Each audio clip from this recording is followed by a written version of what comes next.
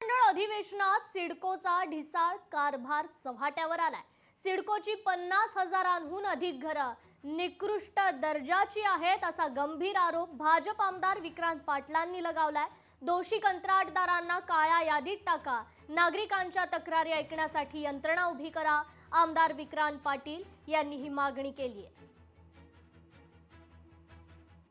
सिडकोने बांधलेल्या घरांचा मुद्दा आज पुन्हा एकदा विधिमंडळात चर्चेला आलेला आहे। विधान परिषदेमध्ये ही माहिती समोर आलेली आहे आणि आपल्या सोबत भाजपचे आमदार विक्रांत पाटील आहेत, ज्यांनी हा मुद्दा पुन्हा एकदा उपस्थित केला आहे। निकृष्ट दर्जाची घरं, जवळपास 50,000हून ही घरं आहेत, त्यांची संख्या आहे। काय सांगाल विक्रांतजी, घरं अशा प्रकारे गरीब नागरिकांच्या माथी मारली जातात, मात्र कारवाई कुठलीही होत नाही। काय मागणी आहे, काय आश्वासन मिळालं?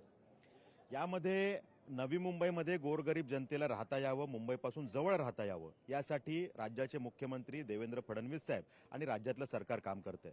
पण या सगळ्या विषयामध्ये execution authority, planning authority CIDCO आहे। त्यामुळे त्यांचे अधिकारी मात्र या विषयात गांभीर्याने लक्ष देत नाहीत आणि कुठेतरी या विषयाला गालबोट लागतंय।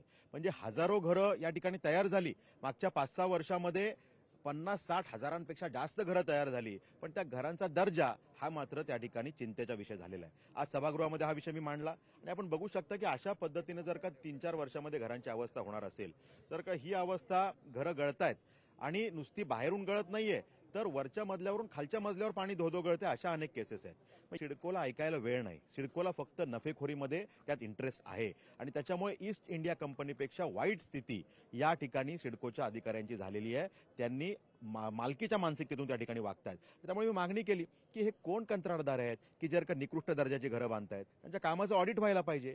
केलेलं काम, झालेली वर्ष याच्या अगेन्स्ट ह्याचं ऑडिट करावं आणि जर याच्यामध्ये ही कामं आपल्याला जाणवलं की हे निकृष्ट आहेत, त्यांना ब्लॅकलिस्टेड केलं पाहिजे। या कारवाया सिडकोनी कराव्या, या ठिकाणी ही मागणी सरकारने हे ब्लॅकलिस्टेड करावं, ही मागणी त्या ठिकाणी केलेली आहे। महत्त्वाचं असेल। कॅमेरामन आदित्य देसाई सह मी चेतन नावरे। लोकशाही मराठी ऐका, पहा, जागरूक रहा।